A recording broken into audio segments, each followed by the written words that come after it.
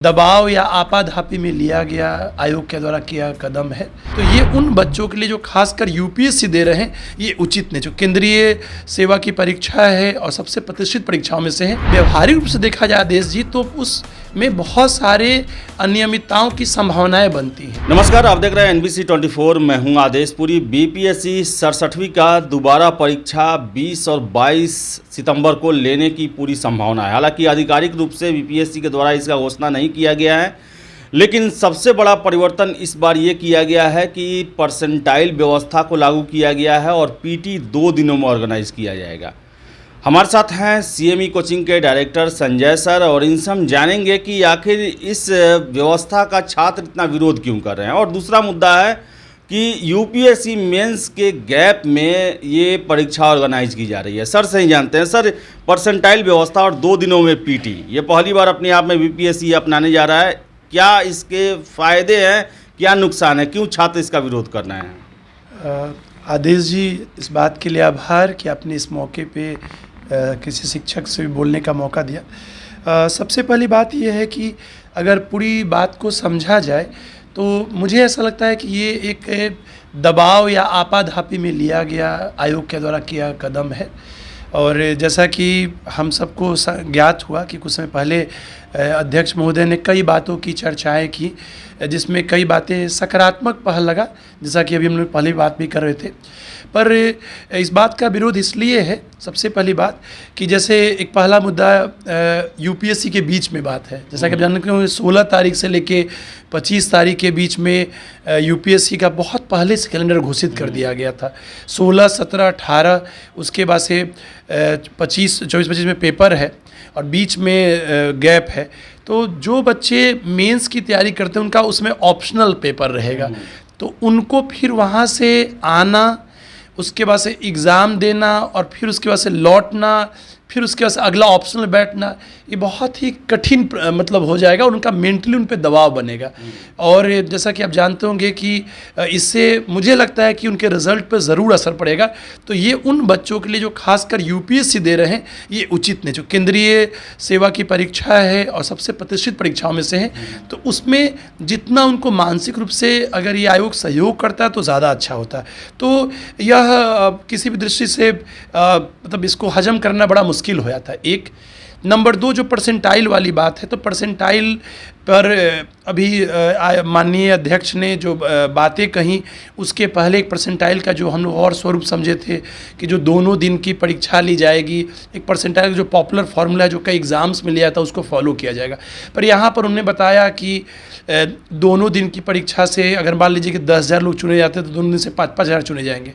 पर व्यवहारिक रूप से देखा जाए आदेश जी तो उसमें बहुत सारे अनियमितताओं की संभावनाएं बनती हैं। उदाहरण के लिए, क्या उस 5,000 में किस प्रोपोर्शन में कितने लोग जैसे आरक्षण का नियमों का कितना बेहतर से पालन होता है, या उसमें किस प्रकार के प्रश्नों का लेबल रहता है।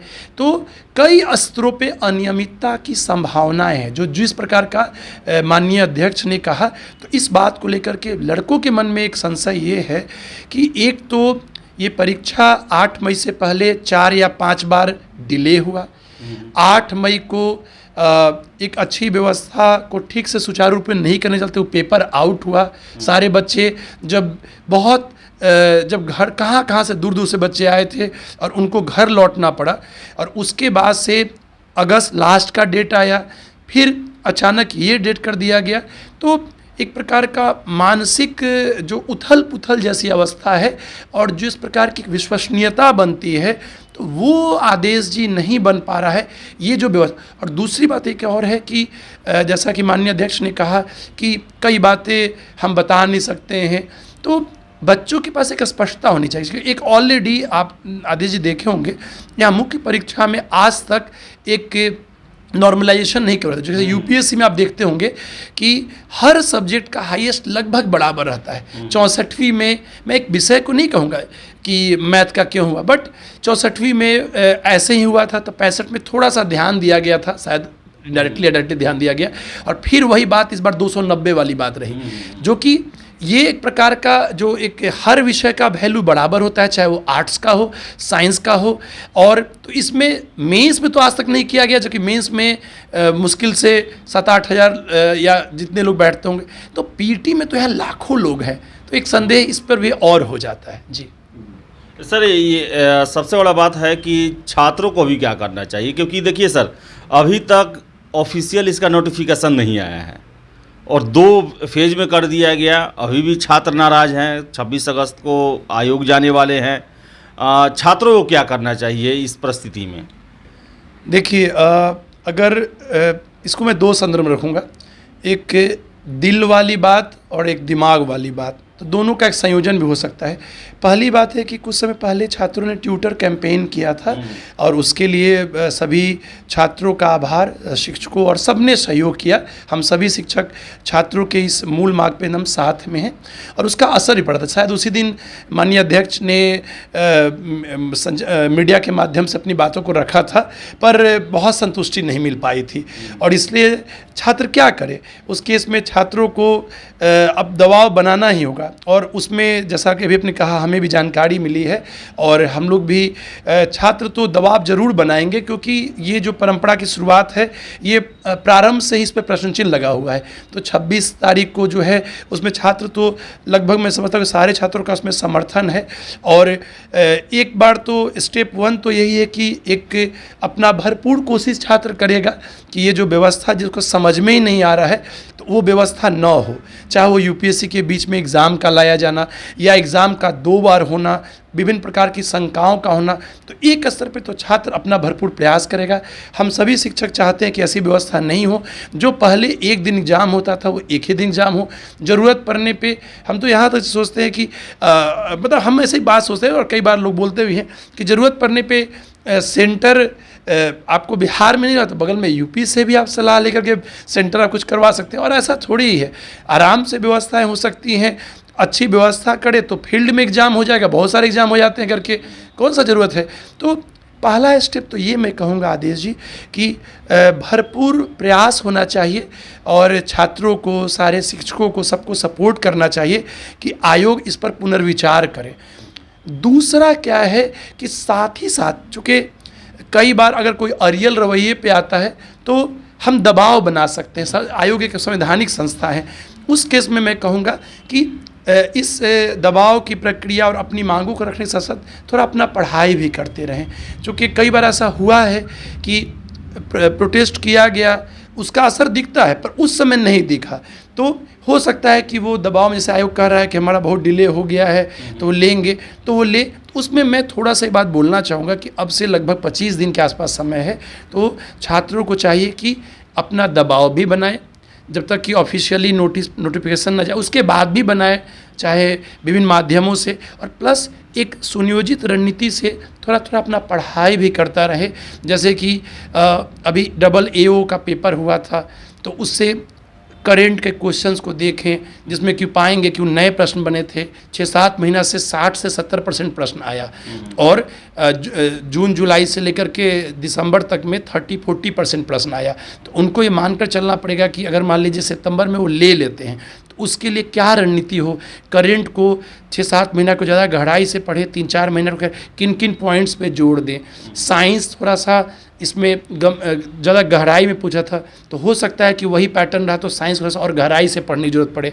तो प्रश्न प्रवृत्तियों को ध्यान रखते हुए कैसे और बेहतर कर सके कि अभी जो समय है, मैं उसमें कहूँगा कि एक तरफ दबाव पूरा बनाए, अपनी मांगों को रखें, उनका एक लोकतांत्रिक हक है, हम सभी का समर्थन है, पर साथ साथ थोड़ा सा पढ़ाई करें। क्योंकि 2 ही जगह ध्यान रखें, पढ़ाई पहले और साथ साथ सपोर्ट करना, क्योंकि पढ़ाई करेंगे तो वो कॉन्फिडेंट होकर के अपनी बातों को रख सकते हैं, मेरा जो सोच है। जी सर, एक अंतिम प्रश्न है कि वेटिंग लिस्ट और कैलेंडर को लेकर भी नए चेयरमैन ने काफ़ी सकारात्मक बातें की है कि वेटिंग लिस्ट भी जारी किया जाएगा और कैलेंडर भी, उनका कहना है कि एक हम स्पष्ट कैलेंडर देंगे, पूरा उसमें सब कुछ होगा।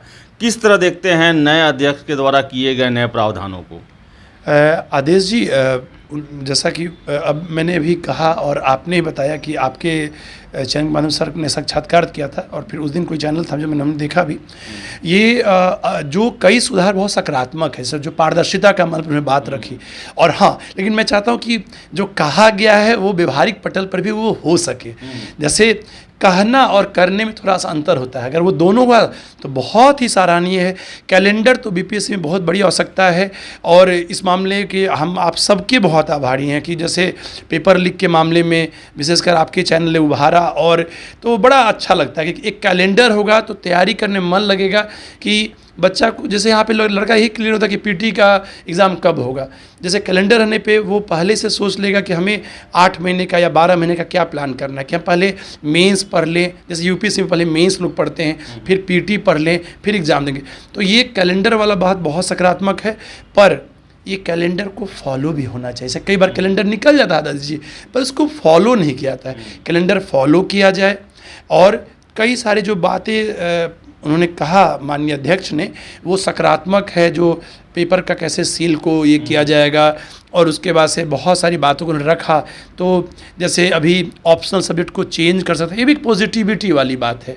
तो ये आदेश जी, ये सबका भी सकारात्मकता है। चाहे जो छात्र आंदोलन किए उनको कई नेतृत्व किया लोगों ने, आप मीडिया बंधुओं ने भी बात रखी, कई शिक्षकों ने अपनी बात रखी, तो इसका भी एक दबाव बना सकता है और ये निसंदेह सराहनीय कदम है।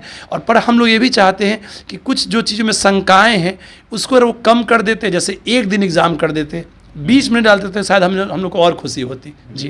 तो संजय सर थे, इनका साफ कहना है कि पारदर्शिता को लेकर जो भी कदम उठाए गए हैं वो स्वागत योग्य हैं, लेकिन आयोग को 2 दिन परीक्षा ना लेकर 1 दिन पर जोर देना चाहिए। 1 दिन में ही परीक्षा लेनी चाहिए, क्योंकि छात्र जो हैं इसको लेकर नाखुश हैं। तो वही यूपीएससी मेंस के बीच में परीक्षा लेने से भी बहुत सारे छात्रों को इसका प्रभाव पड़ेगा, नकारात्मक प्रभाव पड़ेगा, जिसको ध्यान में रखते हुए आयोग को परीक्षा के डेट को नियत करने चाहिए। तो आशा हम करेंगे कि जो छात्रों की मांग है उस पर आयोग सुनवाई करेगा और छात्र हित में फैसले जरूर लेगा। फिलहाल इस वीडियो में इतना ही। बहुत बहुत धन्यवाद।